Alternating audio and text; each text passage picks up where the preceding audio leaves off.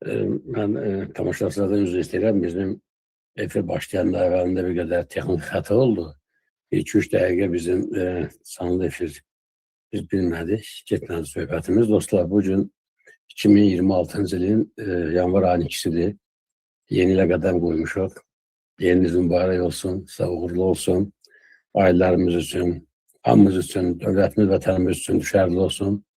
Xeyirli, bərəkətli olsun. Allahın rəhim, mərhəməti hamımızın üzərinə olsun. Və dostlar, bilirsiniz ki, bu İlham Əliyev rejimi çox sevir ki, illərə ad qoysun. Birinin əvvəlin yaşıllaşdırma ili qoyub, yaşıllığı məhv edib. Birinin ekologiya ili qoyub, ekologiyamızı məhv elədilər. Hansısa ilə, nə bilim, Respublika ili qoydular, Respublikanın axırına çıxdılar, Məhəmməd Əmini tarixdən silməyə çalışdılar. Onların da ənənəsini biz davam edərdirmək istəyirik, dostlar. Şəxsən mən Ədəfidim ailəsi adından bu ili İlham Əliyevdən xilas ili elan edirəm və əmin edirəm ki, bu il İlham Əliyev gedəcək. Və mütləq gedəcək. Azərbaycan xalqı, xüsusilə də siyasətdə məsul olanlar, ziyalılar, xalqın ağsaqqalları, özünün balaların gələcəyini düşünən insanlar mütləq İlham Əliyevdən sonraki dövrə hazır olmalıdırlar. Bu rejim hər an çökə bilər. Ola bilsin ki, heç ilini yarısdan satmasın.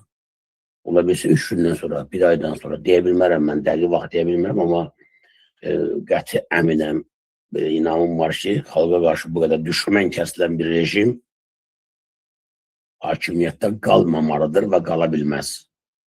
Dünyada ikinci bir hakimiyyət siz görməzsiniz ki, yeni il qabağı, bayram qabağı qiymət qaldır, kişilər. Yeni il qabağı, nə bilim, bayram qabağı, adı belə həmrəylik, dünya Azərbaycanlıların həmrəylik günü 4 gündən sonra güya bayram kimi qeydə olunacaq. 70 yaşlı bir hüquqşünası parlamentin sədri Namizəd Səfərov həbsələsin, şərləsin. Belə bir hakimiyyət yoxdur. Yəni bu hakimiyyətin zülmü o qədər artıbdır ki, bunun zülmün artmağı Həzrət Əli Əleyhisselamın bizə vaxtilə dediyi bir fikir ki var, zalimin sonu yaxınlaşdığı zülm artar. Bu zülmün artması bu zalimin sonundan xəbər verir. Mən sizə bilirəm ki, 2026-cı il biz Azərbaycan xalqı olaraq Heydərizmdən və İlham Əliyev rejimindən azad olma ilə elan etməliyim və təşəkkür edirəm mən Xatirə xanıma. Bizim Azərfirdin ailəsinin, Azərfirdin ilk efiri məhz uşaqlarla oldu, dostlar. Uşaqlarla bağlı oldu. Onların psixoloji durumu, onlarla rəftar, onların gələcəyi, cəmiyyət və uşaqlar, valideynlər və uşaqlar arasında münasibətlərlə bağlı oldu. Bu da bir simvolikadır. Bir baxın, görün nə baş verir. Bir tərəfdən biz elan edirik, İlham Əliyev rejimi gedəcək. O tərəfdən də iş mövzu olaraq gəncliyin, körpələrin gələcəyi ilə bağlı mövzuda təqdim edirik. Bu da bizim millətimiz üçün arzularımız bildirir. Biz deyirik ki, gənclər, körpələrimiz daha yaxşı yaşasınlar.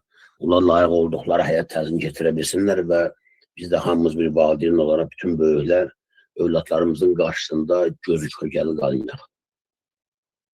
Buna görə də əlavə verib çalışmalıyıq. Gecə gündüz işləməliyik ki, rejimi aradan qaldıraq. Bəs bu necə eləmək olar? Bunun təkcə bir yolu var. Təbliğatı genişləndirmək. Biz sizdən vətənlərə heç bir vaxt zorakılığa dəvət eləməmişik, etməyəcəyik də. Biz sizi qana çağırmırıq. Biz sizi əlinizə silah alıb, balta alıb gedib İlham Əliyevin başını kəsməyə dəvət eləmirik. Biz dinç yolla hakimiyyətin dəyişməsinin yolu bilirik. Buna qəti əmin ola bilərsiniz.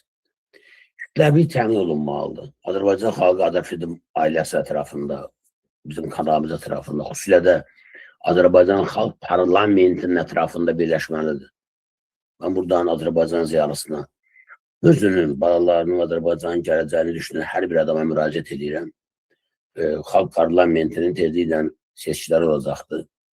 O seçkilərdə namizədliyinizi verin, təbliğatınızı aparın, iştirak edin, çalışın, parlamentə düşəsiniz. Əzizən vətənlər, yeri gəlmişəm, bir məsələni istəyirəm, diqqətə çatdıram.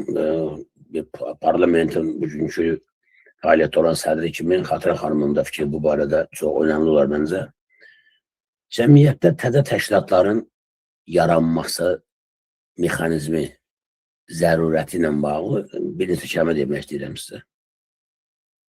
Bir şey bilərsiniz, əgər bir dənə partiya varsa, hər hansı bir cəmiyyətdə, bir dövlətdə, söhbət Azərbaycandan getmir, ümumiyyətlə mən deyirəm, bir dövlətdə bir partiya yaranıb.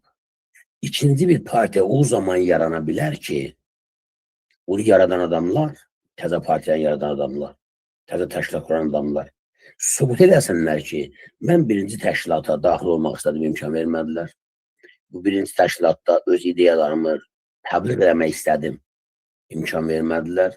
Və birinci təşkilatın imkanları ilə mən öz arzularımı həyata keçirə bilmədim. Ona görə, öz parametrə görə mən yeni bir təşkilat elan edirəm.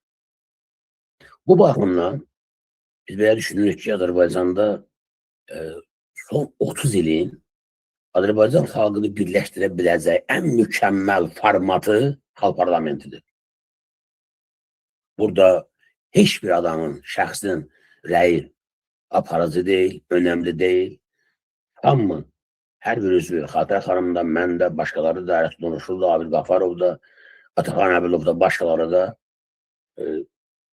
məhz səndən asıldı. Seçicinin səsindən asıldı. Sən səs verəcəksənsə, biz burada təmsil olunacaq, verməyəcəksənsə, biləcək ki, daha yaxşılarını tapsan, onlarla təmsil olunmaq istəyirsən, yenə də qərarın bizim başımız üstündədir.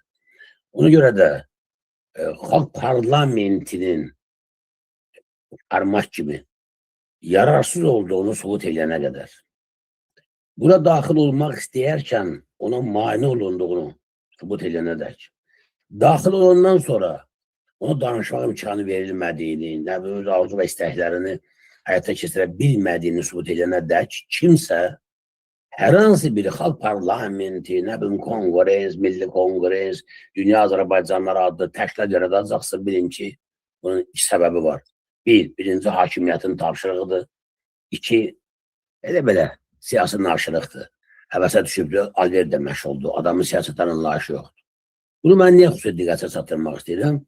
Son 30 ildə Xatirə xanım, yəqin siz də müşahidə eləmişsiniz, Azərbaycan hakimiyyəti öz rəqib müxalif təşkilatları neynəyir?